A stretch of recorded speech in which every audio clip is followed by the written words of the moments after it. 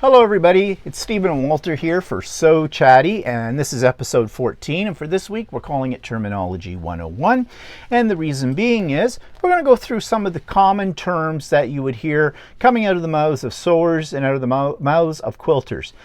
Now, why are we doing this? Well, it has come to our attention that there's a lot of terms thrown around in all forms of art, and unless you're really heavily involved in that form of art, it could sound like another language.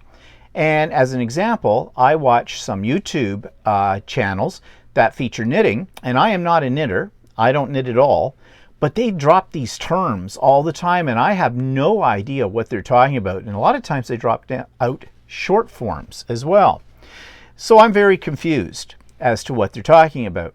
And I got thinking that maybe if you're new to sewing or to quilting, that maybe the terms that you hear being thrown around in both of those areas might be just as confusing for you as they are in knitting terms for me. So we're going to do a little challenge thing here. We've each picked some terminology from our respective craft, and we're going to challenge each other to see how accurate or how much we know about each other's terminology. And I'm going to start. So if I say to you, applique, what does applique mean to you?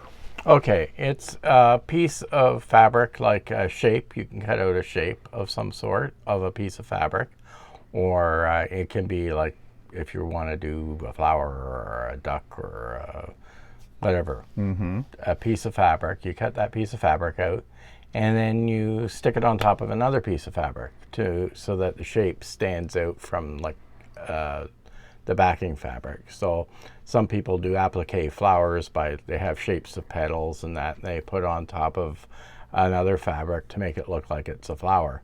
And what they do is they take these pieces of cloth that they stick on top of and somehow adhere it by either using glue or using a fusible interface type glue, or they use or they'll stitch them around the edges to stick them onto the fabric. Very good. Very good. Should be, because we started this 2 times before and we already went over that one. But anyways, yes, so applique. Now, in my mind, most people know what applique is, and Walter's already described it. And it's basically putting 2 pieces of fabric together and making them adhere to each other. And usually one piece of the fabric is a specific shape, whatever. It can be anything you want. Why do people do applique? Well, they do applique because it adds dimension to a quilt or texture. Also because there are things that you can't make by piecing the pieces together. Anything that's got a lot of curves to it in the shape, you really need to do applique. Otherwise, well, you can get sort of a curved effect, but it's going to look very jagged or very angular to do that. So that's what applique is, and many people are into applique in a major way. You can do it by hand, you can do it by machine. There are different applique stitches like the blanket stitch, the satin stitch, the zigzag stitch to hold your pieces down. Raw edge applique means you don't worry about the fact there could be a little fraying around the edges of your fabric. Okay, so but what is a raw edge? What is a raw edge? A raw edge is the edge of your fabric that is unbound or sealed. So that's a raw edge. So in the terms of applique, you sew in such a way that you catch that edge so it won't fray as much. If you do needle turned applique, that means you actually take little needles and fold the edges of the fabric under and stick it down and actually sew it down, or you can glue it. It can be very fiddly. But applique is something that's very popular in both the quilting and in the sewing world because people use applique on clothing as well. And we just learned a new term, raw edge. So throw me out a term. Okay, I'll just throw you a term that really confused me when I first started reading patterns and things like that. WOF. Okay, that was one of my terms too, but it used to throw me too. WOF, I know this one, width of fabric. So in quilting, you might have something where, say, you have to cut a 2.5 inch of fabric by width of fabric, your WOF. What's width of fabric? On a bolt of fabric, the fabric is usually folded in half and then it's wrapped around the bolt, and like this. And so the width of fabric is from one end of the bolt to the other end of the bolt. And that usually, with the fabric doubled over, this piece isn't actually doubled because it isn't actually fabric, something else Walter's going to tell us about, is anywhere between 42 to 44 inches, possibly even 45. It depends on the manufacturer. So when you're cutting a strip 2.5 inches wide by width of fabric, you're cutting a piece of fabric that is actually 2.5 inches wide by anywhere between 42 to 45 inches long. So that's width of fabric. And you'll see that in all kinds of patterns all the time as WOF. So going on from there, what's this? Oh, that was another term I was going to come up with. You're picking on my terms. Yeah, I got a whole series here for just to cover that. this. Is called a salvage. But what's a salvage? There's usually two on a fabric, one on either end, right? The one on the other end may not be as obvious. But anyway, the salvage is the edge of the fabric that's created when manufacturing the fabric. It's actually usually with this fabric, it's a woven fabric, so it's how it's held on the loom. So it's the edges, so they're held onto the loom for weaving it. And the other side of the salvage as well will often have the name of the fabric line, and you may find some dots of color on it as well. And that piece doesn't, but you may find a series of numbers that are inside colored circles. And what that is it's the color scheme that's in the fabric, and you can use that to match up coordinating fabrics from as well. You usually cut the salvage off, though. You don't sew that into your piece because it has a little bit different consistency than the rest of your fabric in that case. So let's talk something else. What's the grain line? Oh, the grain line is you have two lines of thread that make up your fabric. I don't know if they call it a thread, but whatever it is. I think I didn't write it down. There's the weft and the weft and the warp. Warp and the weft, I believe. Okay. So when think of weaving. So you have a whole bunch of strands of fiber going across one way, and then you're weaving in and out, over and under, basic weaving, that is, the other strands, and that forms your piece of cloth or fabric. So when you're talking about grain is the fabric or those strands of thread that are parallel to the salvage. They don't have any stretch. Okay, so try and stretch that. No, this is actually a piece of quilting cotton. So yeah, but it applies to garment fabric as well. Yeah, it applies to any kind of fabric, basically woven and even knit fabric. It's the same. Yeah. Now you see, quilting cotton is slightly different than fabric for garments. The process is the same. They have to weave this fabric, but then they print on the fabric. So this is actually a printed design on top of the woven fabric.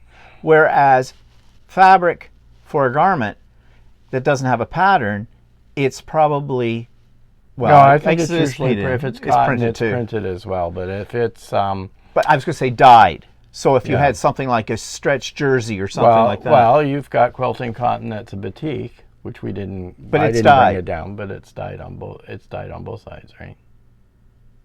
It's actually not dyed on both sides. I think it penetrates the fabric. Okay, well, but I'm not sure. Anyways, so your grain. When you see something that says cut on the straight of grain. Okay, so let's go back to if I have a pattern for clothing. A lot of patterns for clothing show you where the grain line is on the pattern. And on this particular piece, the grain line is always indicated by a double arrow, right? So here's the grain line indication.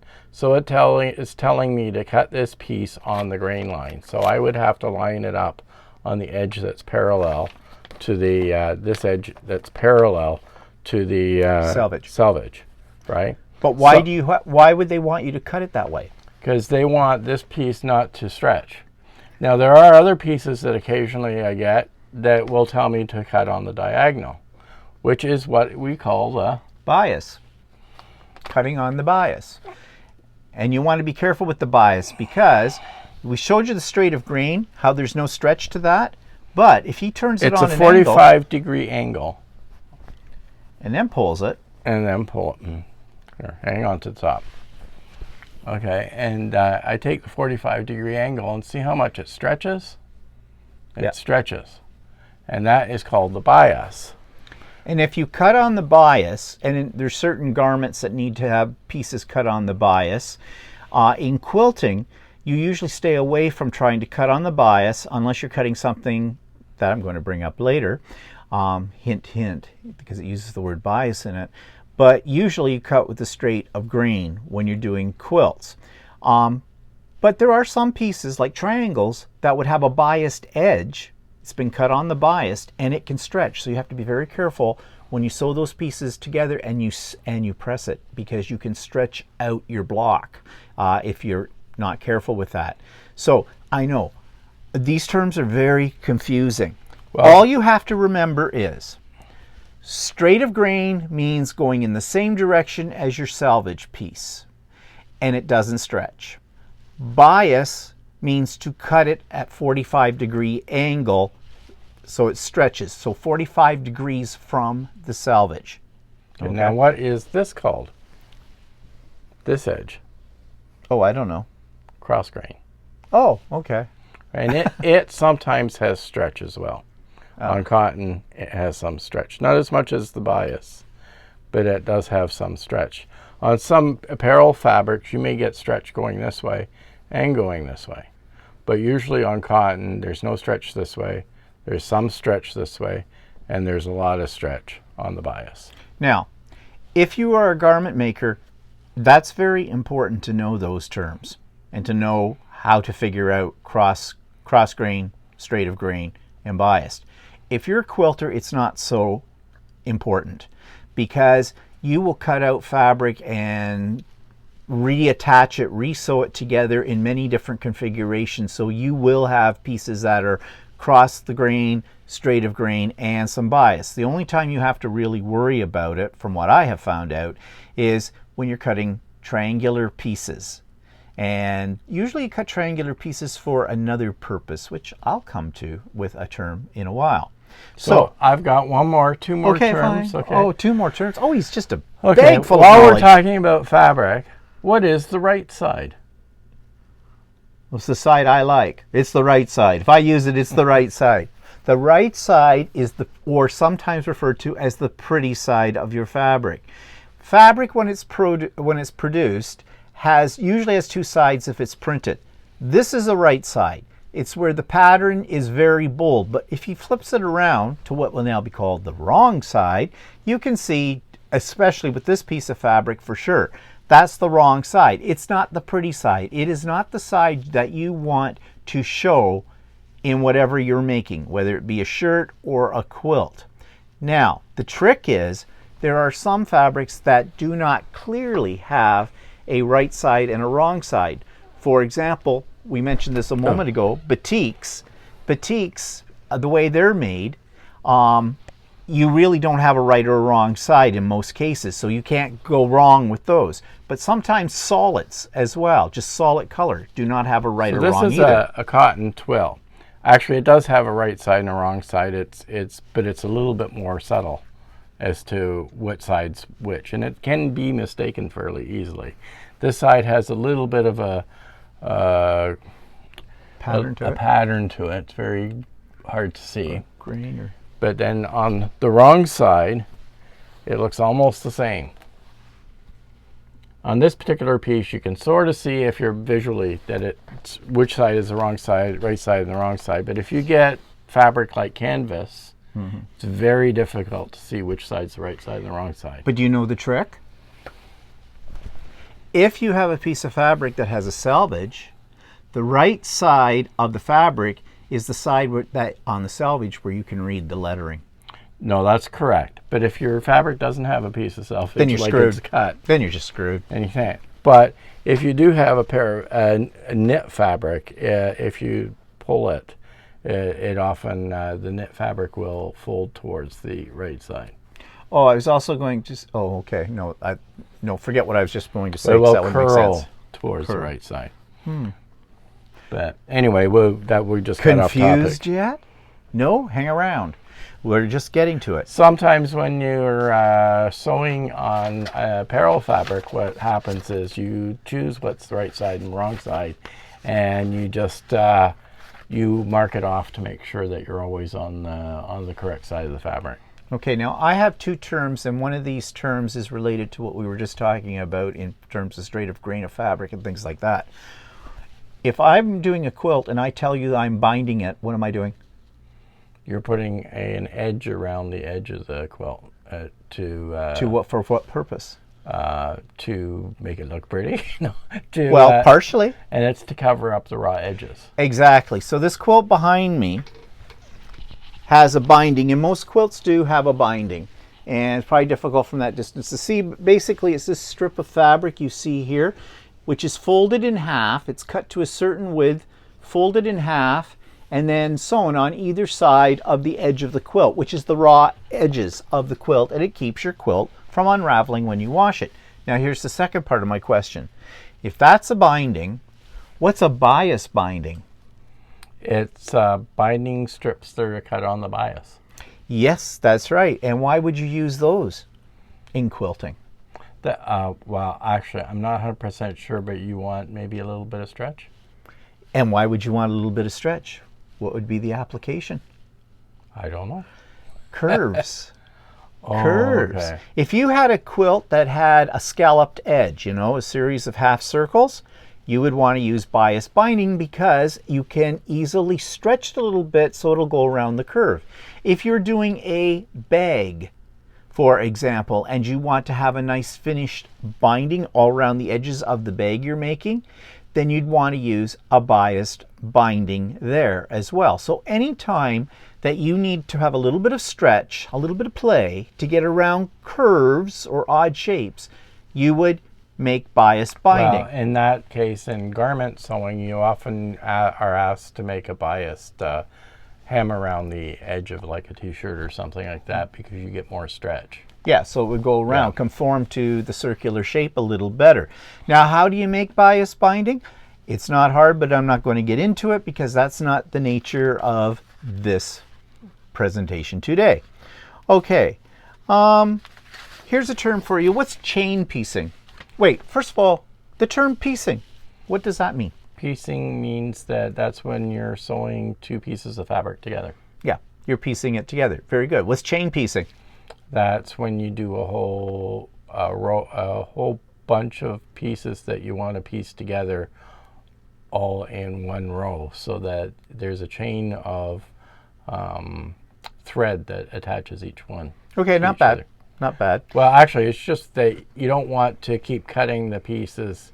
You do one piece, and normally you would do one piece and cut the edge, trim the thread, right? Right. And then cut another piece and trim the thread. But to increase the speed at which you're doing it, you can just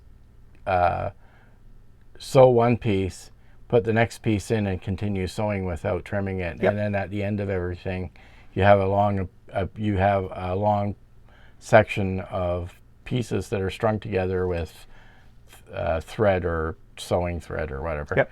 And you end up, and all you have to do at the end is just cut all the pieces apart. Yeah, it's repetitive sewing. So say you're making a whole bunch of half square triangles. If you don't know what those are, we're coming to that. And basically, you're doing the same thing for each piece. So rather than, as Walter said, cut your thread, put the next piece in, sew it, cut the thread, because it's the same thing, you can leave them all on your sewing machine and just sort of industrial-like, just feed it through. Feed it through. So if I'm doing a 1/4 inch seam on 2 little pieces of squares and I need 10 of those squares, they're all the same size, then I would just push one through, get the 1/4 inch seam, push the next one through, etc. And then you just cut off the little joining stitches in between each of the squares. And there's actually gizmos you can buy for that. I have one, and that's what it's called actually, gizmo. And it's just a little stand with a razor blade in it, recessed into it, and you can take the two pieces that have been chain stitched together and just go pump, and then the next two pump, next two pump. I don't use it. I find it's just as fast for me to take my little snips right here and just go chop chop from them all. Okay. Can I go? Yeah, you can go. What's a seam allowance? Ooh, seam allowance is very important and very different between garment sewing and quilting. Seam allowance is how far in from the edge of your fabric you are sewing your stitch line. You always have two pieces of fabric, because that's the point of sewing, isn't it? To put two pieces of fabric together. In the case of a quilt, the two pieces have their right sides, we all know what right sides are now, are together. It's all lined up. And you adjust your sewing machine to give you a 1/4 inch from the right edge of your fabric. So you have a line of stitching that's a 1/4 inch in from the edge of the fabric. That's the seam allowance. But in garment sewing, it's different. Yeah, well, it's not, the concept's pretty much the same, but we usually have to sew in either, often it's 5/8 of an inch on one side, or it's 3/8 of an inch to make that seam allowance up. So in the case of this piece here, I have done 5/8 inch seams. These happen to be serged together, but these are 5/8 inch seams. Here. Hold it up to the camera. So they're sewn in 5/8 of an inch. So the stitching he's talking about is in here. Yeah, okay. It's this. These happen to be serged together, but they're the inner stitching is 5/8 of an inch. Okay, we'll show it with okay, so it's folded. So you can see the fold and you see the stitch line. Well, the stitch line's 3/8 of an inch in. Did you say 3/8 or 5/8? 5/8. 5/8 in. Now you're going to ask, okay, why is it the garments do 3/8 and 5/8? Why is it that quilts generally do 1/4 inch seam allowance? It has to do with stress on the fabric. In a pair of pants, in a shirt or jacket, when people are putting them on, taking them off, putting them on, there's a lot of stress on the fabric. You don't want your seams to open up. So if you have a little larger seam allowance, your seam is stronger. In a quilt, you don't have that kind of stress because a quilt is made up of squares or other shapes of fabric that are all interconnected to each other. So every time you add another piece of fabric to the quilt, you've already reinforced the seam allowance. The stitching is stronger. Then you have to remember that a quilt at the end of the whole process has been actually quilted, which is just a whole bunch more thread sewn all over the quilt, which keeps everything together as well. So a 1/4 of an inch is okay for that. Also, you have a lot more seams in a quilt than you do in a garment. So when it comes to quilting, you don't want to have really big seams because they make bumps in your quilt. In fact, some quilters go to the extent of doing something called a scant 1/4 inch, which is the width of the thread in that amount. It's just a hair in from say the 1/4 inch seam. So it's not quite a 1/4 inch, it's just a hair under a 1/4 inch. In certain blocks, that makes the block more accurate in its measurement. You wouldn't think the width of a single strand of thread would have that effect, but it does. Unless you're like me, and you go, ah, the hell with that. Everything's got a 1/4 inch seam allowance. Point is, be consistent with it. Okay, do you have another term you want to talk about right now, or do you want me to make my turn? Up to you. I'll do my turn. Okay, you know what a quilt is. What's a crazy quilt? And don't say it's one of the messes you made when you first started out quilting. It's a quilt made by crazy people. Okay, could be, because they actually look like they're made by crazy people. Is it sort of, you're doing it sort of freehand without following a pattern? Yes and no. Oftentimes there isn't, well, usually there's never a pattern for a crazy quilt, but there's something to do with the stitching on a crazy quilt as well. It's crazy. It looks crazy. Okay, think of Frankenstein's monster, okay? He was all sewn up, lines all over his face where they sewed the nose on, the mouth on, cheeks, skin, all that kind of stuff. That's what a crazy quilt looks like. It's patchwork that are usually irregular. They were made originally with scraps of fabric. And this was a chance for, when they first made crazy quilts, for a lady to show off her decorative stitching abilities. So across the seams of the quilt, there would be all these decorative stitches. And they'd mix them up, the more the merrier. But not only that, they would also put in pictures of loved ones, or they would sew in pieces of, say, someone who had passed on, pieces of their clothing that have some sentimental value. So basically, a crazy patch quilt looks like a mess. But actually, they can be very, very beautiful because of the stitching and things like that.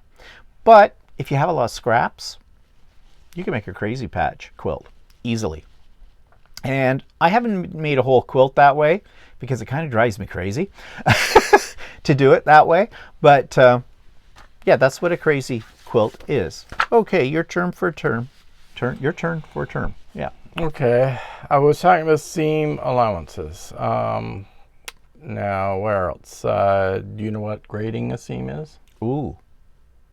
Okay, I have heard the term, but I know I've never done it. So grading... It's kind of a garment sewing type thing. Okay, so it's called grading a seam? Yeah. So if I looked at your seams and if I thought they were really good, I'd give them like an A or a B. No. That's grading a seam. No. Okay, then I don't know. Okay, well, it might be a little difficult to show, but what it means is that in garments, you often have more than one. In quilting, you normally have two pieces of fabric you sew together. Yes. Right? In garments, you sometimes have 2 or 3 or 4 pieces of fabric that you have to sew together into one seam. No, that's crazy. Yeah, so what ends up happening is the seam gets really thick at that point. So what they tell you to do is that if you have 3 or more pieces of fabric that are going together in one seam, is that you trim down the edge of the seam. If you're trying to show that, they can't see it. No, I'm not trying to show it. Hang on. Okay, what'll end up happening is that in this case, you have 2 pieces of fabric that go together, right? And you sew it together, and just for what do you call it? Demonstration purposes? Demonstration purposes. You sew a seam together and you might have a big seam here and there's 2 together here, right? Or 3 pieces of fabric. So when you grade a seam, you take one of the longer seams and you cut that down short towards the stitch line. And then the second piece of fabric, you cut it a little longer, but not as long as the third piece.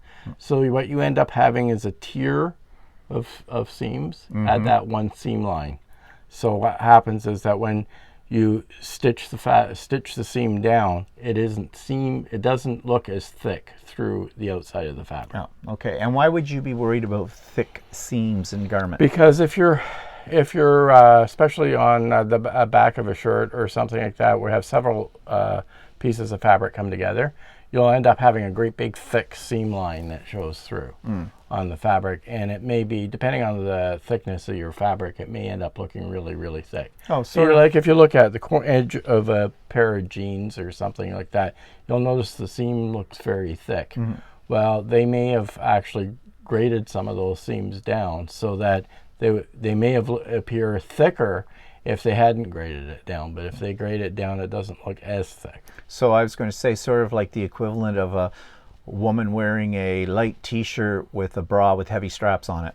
Yeah, bulges out. Yeah. Okay. Now, we do have something though in quilting that's sort of like that in order to reduce what I said before about the bulk of seams, and that has to do with pressing. My term. So, what does it mean to press your seams open? It's when you have a seam, it's like spreading your legs. It's not that kind of show. It's like... He's a filthy pig. If you have a seam like this, right, they're sewn together. Okay, I don't know how anybody else could see that except you. Like camera's that. there, I keep telling you that. And you press them so that they're completely open together. I don't know, I can't stick it. Sometimes... Oh, here. Let me show on this over here. This will be better. Okay. You see the seam in here, okay? That is pressed to the side. But if I was worried about the bulk, I would open up the two pieces of fabric that are joined by that seam, and I would press each of these. So one side of the seam goes one way, the other side goes the other way, and so they're butterflied in a sense, if that makes more sense. And what that does is like grading, what did you call it? Grading. Grading your seams. In a sense, this is sort of like that because it makes for less bulk. But it's tedious to do. At least you actually have quilts. to do that as well in garment sewing for certain seams. Yeah. So, do you have another term there? I can get my seam finishes. Okay, let's hold up. Okay, well, we're talking about seams, so go with your seam finishes. Okay, seam finishes. There are different ways to finish your seams. What happens a lot of times is you have, when you do a seam like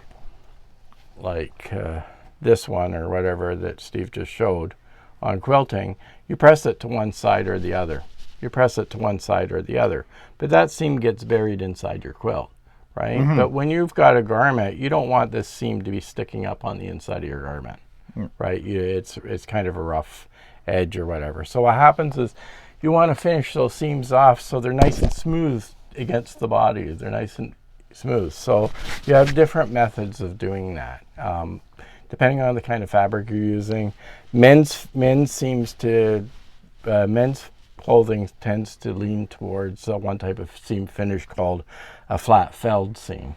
Now here we go with this. And it's difficult to explain, and it's not easy for me to show. I'm making a face because he tried to explain this to me. If you look at most men's shirts, especially manufactured shirts, this is a manufactured shirt, you will notice on the inside of the shirt where the front joins the back, there is a fairly neat looking seam on the inside. It's nice and neat, has a couple of rows of stitching, and you'll notice it on the outside of the shirt too. You'll notice the seam as well, and same seam, couple of rows of stitching. There's no raw edges to it, and basically the raw edges are folded over a couple of times inside the shirt and sewn down with a top stitch. And that's how you get this flat felled seam. And also it's very finished looking. It's very finished looking. And it's usually done in men's clothing, especially in shirts, sometimes in pants. Jean jackets have lots of these seams in it. And then if you're lazy, you can do one of these, you can do something called a faux flat felled seam. The idea is it's encasing the raw edge of your seam. And you can also do something called a faux flat felled seam, which is, in this case, you serge the edge of your fabric, and rather than folding it under, you just top stitch the serged edge into your fabric. So you end up having a serged looking edge on the inside of your shirt, and on the outside it looks like it's a regular flat felled seam, which I can show you in this shirt. I was lazy with this shirt. Instead of doing a flat felled seam, I did a faux flat felled seam. Oh my God, say it isn't so.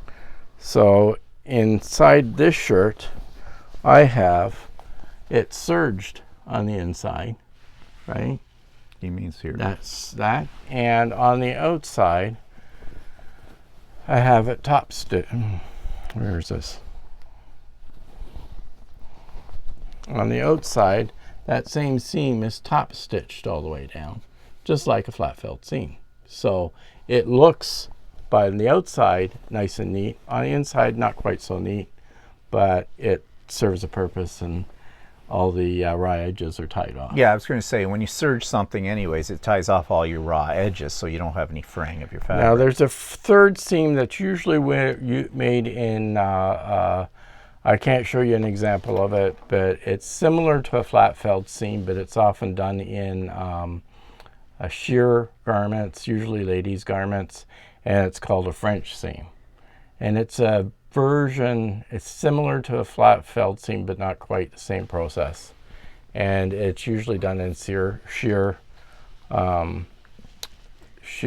type shirts and blouses and stuff like that. So which hides the seam. it hides the seam and it hides the raw edges as well. So it's a very nice looking seam as well. I don't have an example of that one. Okay, so that made me think of something else too. So I'm going to show you this. Show you that. What's that? It's a half square triangle. Oh, how did you know that? Because you drilled it into my mind from 1,000 years. Uh-huh. And what's the short form for half square triangle? Because you would see this in many, many, many quilting patterns. What's the short form for half square triangle? HST? Yes, it is. HST. Now, remember we talked about WOF with the fabric? Well, in quilting patterns, you will see almost every quilting pattern uses somewhere a half square triangle. And so instead of writing out half square triangle, they write you need 4 HSTs. And there are many ways to make these, and this is not the scope of today's video to show you how to make half square triangles. But when you make a half square triangle, which is basically 2 squares of fabric with the right sides together, and then you draw a line diagonally down the back of the one on the top, and then you sew just a minute. Quit jumping ahead of me. So you draw the line from diagonal to diagonal, and then you sew a stitch line on either side of that diagonal line that's a 1/4 inch away from it. And then when you open it up, so here's one done. Okay, that's what it looks like after you cut the diagonal line, but there is a stitch line here to hold together. And when you open it up, you get what's called a half square triangle, an HST. You can't avoid these. This is one of the most popular units of sewing in quilt design. Look at any quilt, you're going to find half square triangles. Look at the one behind me. See the little purpley points? Those are half square triangles that's made up of, and there's quite a few. See all the little points in the border? There's a lot of half square triangles in that, and that's where your chain piecing comes in really handy when you have to make like 100 of these. But another thing that you will have on these, what do you call these little points that are sticking out? Dog ears. Dog ears. Dog ears. This will happen because it's a triangle, and when you unfold a triangle into a square, you get these. Usually you lob these off. You just take a pair of scissors and cut them off. You don't need them. But not to be mixed up with feed dogs. These are dog ears. We're not going to talk about feed dogs. That's in about sewing machine parts. Okay, so while I'm talking about half square triangles, you said what? What's RST? Right sides together. Again, so you've got WOF, you got HST, and you have RST. You will see rarely WST. Wrong sides together. That's rare. Usually it's always right sides together, but there are some occasions when you have to do it. And in garment sewing, you sometimes see wrong sides together a little more often. We do, and in bag making, very elaborate bags, there may be parts in that you have to do the wrong sides together. Most of the time it's right sides together in garment sewing, but sometimes you have to do wrong sides together. If you're doing a French seam, I think you do wrong sides together to start. Oh, okay. So, what's this? Oh, that's a flying goose. Yes, it is, or as we refer to it, even though it's grammatically incorrect, flying geese. This is a flying geese. Flying goose, flying geese. This, next to half square triangles, is one of the most prominent blocks that one can make in a quilt, because there's many things you can do with these. I'm not going to show you how to make one of these. You just know. Why is it called a flying goose? The big triangle in the center represents the sky. It could be any color, doesn't have to be blue. And the 2 little triangles that come out from that are the geese. That's why it's flying. That's called funny. a flying I always geese. kind of thought the one big triangle was a goose. No, that's, oh wait.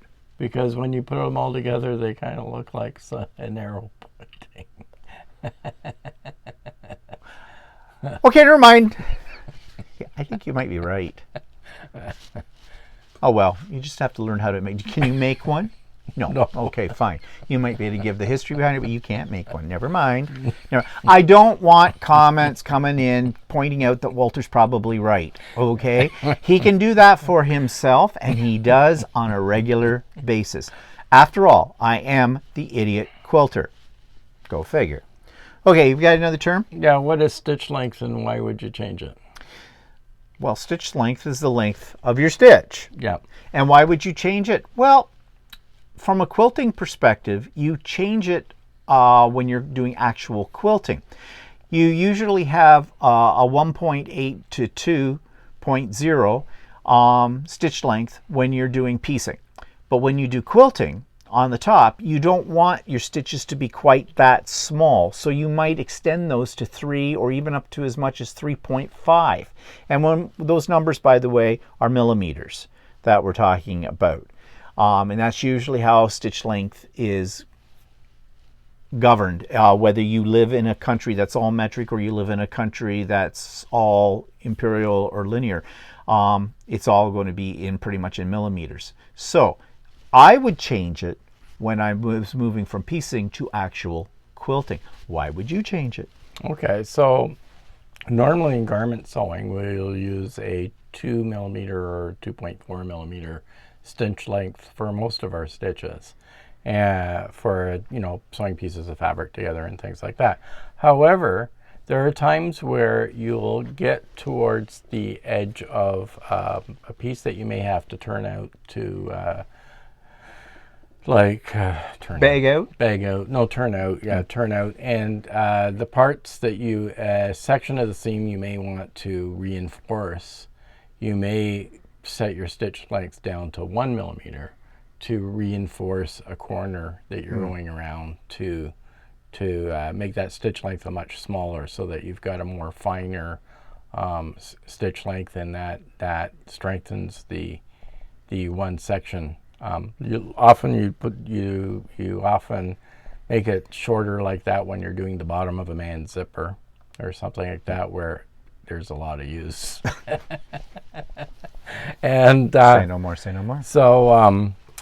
So you need to strengthen that seam. The other time you might end up using a long stitch length, like a 4 millimeter or 5 millimeter, is if you're basting around, sometimes what you need to do is baste around the edge of the neckline. On a stretch fabric, you need to do it. You may on stretch fabric you may sew around at a regular stitch length to keep your fabric from stretching. You may do that, or you can put in a wider stitch length on a regular shirt like this shirt around before you put set your collar in. You may put what they call a basting stitch all the way around the circumference of the neck, so that the fabric doesn't move when you're setting the collar in. It just stabilizes the collar. The other time you might increase your stitch length is if you're doing something called a decorative top stitch, and you're using a very thick thread. Like if you look at the outside of jeans or jeans jackets, they have that orange thread that you see on the edges of some of the trim, and that's using what they call a decorative top stitch. And but the stitch length is usually a 3 millimeter or 4 millimeter stitch length. It's just to help show the thread off a little better. You don't need a lot of strength at that point, because it's not technically, they're not holding the garment together. It's just a decorative stitch. So basically, the shorter the stitch length, the stronger the sewing or the stitching.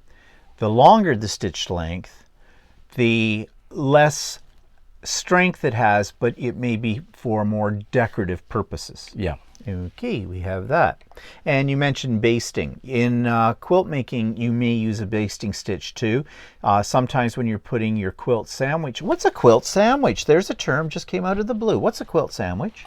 That is, you have a backing fabric, and you've got your flimsy at the top. Ooh, and then fancy terms. With the top part of your quilt, which has got the pattern on it, right? And then you've got batting or something in the inside. And all those 3 layers are called a sandwich. Very good. And that's when you might want to use a basting stitch before you start to actually do the quilting. Some people use a basting stitch, which is a really long stitch that's not meant to be permanent, but go all the way about 1/4 of an inch in from the edge of the quilt sandwich all the way around, just to hold the layers together until you get some stabilizing stitches from your quilting into it. And of course, those stitches, because they're longer, are easy to remove when you're done with them. But he said another term that wasn't on my list, but I'm surprised that he brought it up. So he does listen occasionally. A flimsy. A flimsy is, well, what is a flimsy again? It's the pieced together top part of your quilt. It's the top of the quilt. The quilt top. The top pattern, Here. the pattern But piece. why is it called a flimsy? I have no idea. Because it's flimsy. Because a quilt is not It's a like quilt. a floozy. Yeah, it's like a floozy. Yeah, it's a very cheap and easy quilt. A flimsy is the top piece, but it hasn't been sandwiched yet. So just as the word implies, there's no body to it. It just flops around. It would be absolutely no good for any purpose. It doesn't become a quilt until you've made a quilt sandwich and you've quilted it. So yeah, they call it a flimsy. So what does the term quilting mean? Quilting, the term quilting is actually not putting the top piece together. That's called patchwork or piecing. Quilting is actually the act of sewing together the 3 layers, the top, the batting, and the backing, which could be done with nothing but a straight stitch or very decorative stitching, which is what most people associate with quilting. That is actually the quilting.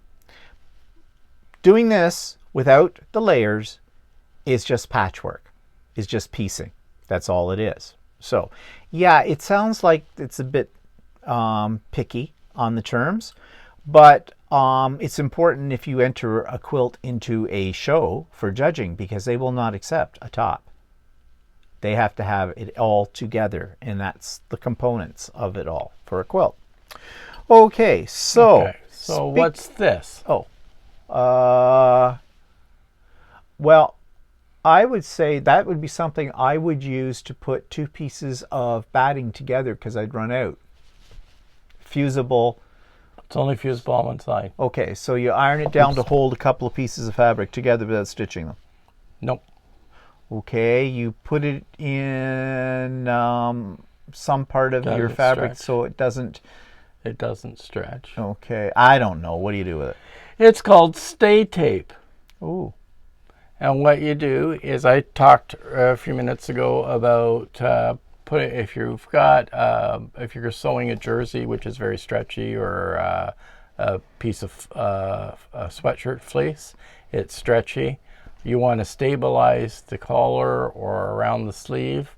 You can put a stay stitch in, which is just a regular stitch that goes all the way around, or in addition, you can use something called stay tape. And what you do is you adhere this by ironing it on. It's got fusible on one side, and you iron it around your collar or around your armholes or whatever, and it helps stabilize the knit fabric, keeps it from stretching at that point, so it's easier to sew. Oh. So that's stay tape. Or, like I said, you can do a stay stitch as well. Okay, because I have something like that, but that's not what it's for. It's meant for putting 2 pieces of batting together. So leads me to, what is interfacing? What is it you can't interface? Interfacing. Interfacing, it's when you suck in all the air through your lips and turn your head inside out. That's interfacing. Okay. It's when I get into somebody's face and I have an argument with them. I'm interfacing. Aha. Yeah. I don't know what is interfacing. Interfacing is sort of like stay tape, only in it's a big sheet of it. And that's what you use to stabilize fabric. Don't you have some behind you? I have some behind me. And it comes in several different types, but 2 basic types are woven and non-woven. Right? Woven you use with cottons and things like that, and it's just a regular... It keeps the cotton from moving. It also gives it some body. So interfacing for cotton, You would use, when you're doing a shirt, you would do it in the collars, you would do it in the cuffs, you would do it everywhere you want it to be a little stiffer. And that's what it adds, stiffness and stability. So show it what it looks like when it comes on, because it's a little wider than what he just showed you here. Yeah. So this is interfacing, and you would put it all on the inside of your collar or your cuffs. Well, Walter, it feels just like white cotton quilting cotton, except this side's all bumpy. Yeah, why is that? The bumpy side is the side that's fusible, and you stick this on top of your fabric and put the iron on top of it, and it fuses to the fabric. Because basically that's under here is a type of glue, and it melts. And it melts, yes. And you have a version of it, I don't have it with me here, but you have a version of it that is non-woven, or it's, non-woven, and it's to be used in stretchy fabric, because it has a bit of a stretch to it as well. But it stabilizes and adds body to collars for stretchy type fabric. So basically, when you're making clothing and there's a piece of the clothing you want to have a stiffer feel to, like a collar. So your collar isn't all going winky winky wonky. Pocket flaps or cuffs or things like that. That's usually where you So basically it thickens up your fabric a little bit, and makes it a little stiffer. Yeah. Okay. So we were talking about quilting as well. What's echo quilting? Don't say when you're on top of a mountaintop and you go, quilting, quilting, quilting, quilting. It's where, I'm guessing, I'm not 100% sure. Is it where you have one piece that looks one way and you flip it and it's mirrored piece? Wrong. Want to take another try? Would you like to call a friend? Is that where you have a bunch of flying geese in a row? No, you've lost. You are the weakest link. Echo quilting is where you, let's say... Okay. I forgot it was quilting. I'm reading your note. Cheat. Can't trust I know what it is now. Echo quilting. Well, let me read it to you. Stitching multiple lines that follow the outline of an applique or other design element, echoing its shape. So let's say you had a pretty flower applique in the center of a block. And then it's time, this is part of your quilt. And, when you do quilting stitching, it can be in different pattern formations and things like that. Or what a lot of people like to do is, for applique, go around it with a single row of stitching that is the same shape. So say I had a flower, so you go around each petal. And then if you want to give it more depth, you do it again, except you move your needle about 1/8 of an inch or even 1/4 of an inch away from the first stitched line and go around. And you can keep doing that multiple times. It's sort of like when you throw a stone in a pond of water and it ripples out. That's why it's called echo, because it's echoing the shape. And quit reading my notes. Now, we are moving on here with time. Yeah. So, what's fussy cutting? Fussy cutting is cutting little pieces of fabric out carefully. No, it's not. No, actually, it's like if you've got a piece of fabric that has like a flower in it, and you cut the flower out carefully with a piece of scissors. Yes. And use it for like applique or something. That's fussy cutting, which I try to stay away from as much as possible because I'm not good with scissors. Okay, what do you got? What's a muslin? I think it's a religious organization. No, muslin. It's a type of cotton fabric that's loosely woven. Yeah, that's actually what the fabric's called. But a muslin is also considered to be a test garment that you create out of sometimes muslin fabric, or it can be a cheap piece of cotton or something like that, where you're testing out a pattern to see if it fits you or not. Oh. So you sew out a quickie out of that muslin fabric, and from the pattern that you're about to use, and to see if the garment will fit or if you need to make adjustments. Oh, I did not know that. And it's called a muslin. Now, back to here, what's a pattern? A pattern's instructions for putting something together. Well, actually, a pattern is a drawing, an outline that you trace to cut out your pieces. Yeah, it has templates in it, right? For piecing it. That's especially for garment sewing, right? So, as try and be quick here. A pattern sometimes comes like this at sewing store for jeans jacket for this sample, right? And the modern technology these days have patterns that you can print out on PDFs like this, right? They come out on a PDF file, and you just print them all out in a million pages, and you stick all the pages together, and then you've got a pattern. It's your templates that you cut out. And the instructions usually come on a separate PDF that you can either print out or just look at it on the computer screen. So that's how modern pattern created. That is absolutely fascinating. Okay. And when you print them out, this is the sleeve that's all taped together on the pattern for the PDF. Which is something, well, there is such a thing as templates, and that's what those are also, the other name for those are templates, or templates, whichever way you want to say it. And in quilting, we have templates too for certain more complicated designs, which are basically, they can come in paper format, they can be used for applique, or they can come in a plastic format as well, and you just cut around the plastic, makes them a little bit more reusable. Now, I did mention echo quilting. What's stitch in the ditch quilting? It is your sewing line goes into where the seam is of the. You're stitching in the seam. Yeah, you're stitching in the seam. You've got all your pieces have been put together in the quilt, and so stitch in the ditch here, where the pieces join this seam. I would try to, and I say try to because it's not as easy as it sounds, to line up my needle so that when I stitch down here for my quilting, I am going right inside that seam. And if you do it really well, no one will see your quilting. So why would you do that? Because part of it is to show your quilting.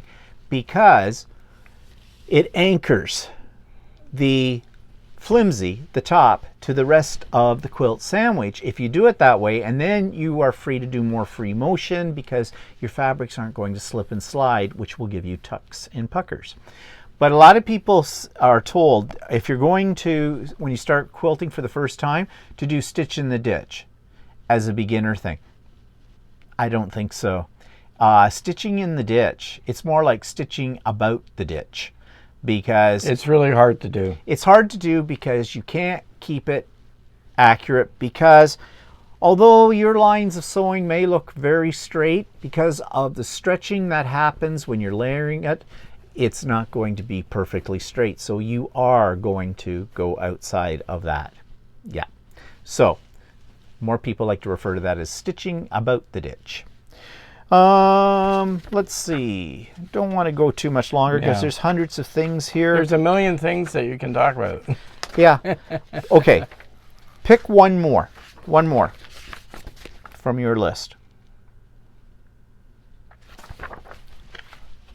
Okay, I'm going to talk about the one thing that seems to come up that people get weirded out by. And get weird about. Ooh. Okay, what's the placket? Ooh. You've told me this. I really don't know what it's for completely, but it's usually located in your cuffs and possibly in the fly of a pair of pants, and possibly where your buttons are attached down the front. Well, I don't really call the pant one a placket as much, but some people do. But it's really the easiest way to show you is on a shirt cuff. This little part here above the cuff that holds the button to put the two pieces together, that's called the placket. And you'll find something very similar in the top of a golf shirt. And it's basically a technique of it's actually a little bit complicated the first time you do it, but it's to hold where the button is, everything, and there's a common piece at the top that is sewn in. And if you turn this upside down, if you imagine the top of a golf shirt, it's very similar. It has a little piece that is sewn at the bottom for a golf shirt.